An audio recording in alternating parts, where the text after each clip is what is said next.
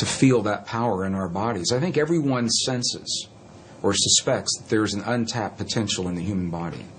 I've been on every continent of the earth, and I've asked every audience I've ever been in, do you feel that that's there? And they say, yes, we feel there's something there, but we just can't quite get it. Why is that?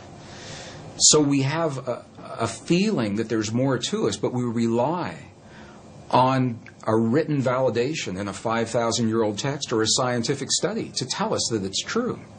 And this is, I think, the value of going into those texts, is we get to see the words that literally say, in the Gospel of Thomas, the lost Gospel of Thomas, it literally says, when these two become one, when thought and emotion become one, then you'll say to the mountain, move, and the mountain will move.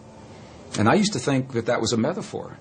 And I now have seen enough to know that moving a cancerous tumor inside the body of a living woman, that's moving a mountain to me. And it's all done from marrying thought and emotion together. In 1998, I had my first journey into the highlands of central China and Tibet. And it was during that time we were given a personal audience with an abbot, who's an elderly leader of a particular sect in the monastery. And this abbot passed just a couple of years ago, so I'm glad that we spoke with him when we did. And it was this man, I asked the question that I asked every monk, every nun, I asked the shaman in Peru and Bolivia, but I had the clearest response from this man. And I asked him a question. I said, when we see your prayers on the outside, and we see you in the chanting hall for 12, 16, 18 hours a day, and we see the bells and the bowls and the mudras and the mantras and the gongs and the chimes and the incense, when we see your prayers on the outside, I said, what are you doing on the inside? And this was the man that looked at me. He said, you've never seen our prayers, because a prayer cannot be seen. He said, what you see are the things we do to create the feeling in our body, and the feeling is the prayer. And then he turned the question on me, and he said, how do you do this in your culture? Through a translator. And I began to think about this and realize that when we lost the words in our most cherished spiritual traditions that tell us that feeling is a language that speaks to our bodies in this world, when we lost the words that validated that, we began to think that the words themselves were the prayers, and if we say, or the affirmations, and if we say those words the right number of times, the right time of day or the right time of year, that we've said our prayer or our affirmation, and then if it doesn't work, we get frustrated and we say, well, my prayer didn't work, or my affirmation's not working for me, because we lost the link with feeling and emotion. When I was in the monasteries in Tibet, and the abbot had passed, a new abbot took his place, who was already in his mid-80s. He's the new young abbot. He's already in his mid-80s.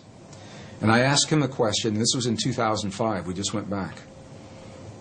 And I asked him a question, and I said, what is the force in your tradition, in your belief system? What is the force that connects the universe? What's the force that holds everything together?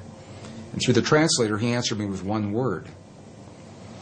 And I thought I heard it incorrectly. And I said, would you do that again? And he came back and he answered me with one word, and he said, compassion. And I said, well, wait a minute.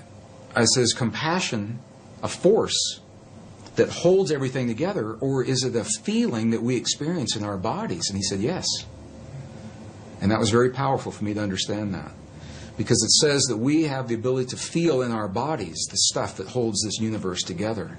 And we're really not so different from those quantum particles in the stars beyond us, or in the tumor that's in front of us, in the suffering of our loved ones, or in the peace between the nations. It's all part of the same thing. The challenge is to make it more than an intellectual exercise. How do we know we're part of all that is? One of the ways that helped me come to that realization, there was an experiment that was done in 1997 in Geneva, Switzerland. Made world headlines. 3,500 reporters from the science journals were there. They documented this experiment, and it didn't make the cover of Time magazine or USA Today, although I think it should have. And what the experiment showed, the bottom line, was that when you take the stuff our world is made of, a particle of matter, one particle, and even if you split that particle and send each portion to different locations, which is what this experiment did. They split one particle of matter and sent one particle 7 miles this direction, the other 7 miles that direction. They were 14 miles apart. And even though they were separated physically, they were still connected energetically. So that when one particle had an experience, they would disturb one particle, the other one acted like it was having the experience. Sometimes the other one would act like it was having the experience before the scientist even disturbed the first particle. And it's mind-boggling. He said, well, how can this be? But what this tells us is that once matter is physically joined, even when it becomes separate, the energy is still there that's connecting it. And this is why it's important to me, because if we go back far enough in time, all the particles of matter of this entire universe that are expanding were all meshed together in a single particle about the size of a green pea, is what scientists tell us today. It's what the computer models suggest. That if you could go into the universe today and take all the particles of matter and take out all the space in between and bring it together and compress it into a size of a single green pea, it means that you and me and every one of our listeners, we were all once part of that same particle that creates this whole universe today. And even though those particles are now separate and expanding, and the studies show that they are, energetically we're all still linked. When we lost the information telling us we're a part of all that we see, we found ourselves on a very technological path without the wisdom of us being in the equation. So we thought that's the world out there and that we're separate from that world. Now what's happened is our technology has come so far that our very existence is threatened by the technology that we've developed, whether it's the wars or the viruses or the climate change. So I believe we've come full circle now to survive our time in history. We've got to write ourselves back into the equation. Our prayers, our affirmations, our beliefs, our language. And when they're spoken through the language of the heart, they have a direct, powerful, and immediate impact on our bodies and the world around us. And it invites us to be very, very aware of what it is that we truly hold in our hearts as is the truth of our world, because we live that in our lives, from the lightest of the light to the darkest of the dark, the greatest fears and the greatest joys. What we're beginning to understand is that human emotion and feeling and belief is literally a language. It's a nonverbal language that this field recognizes and understands.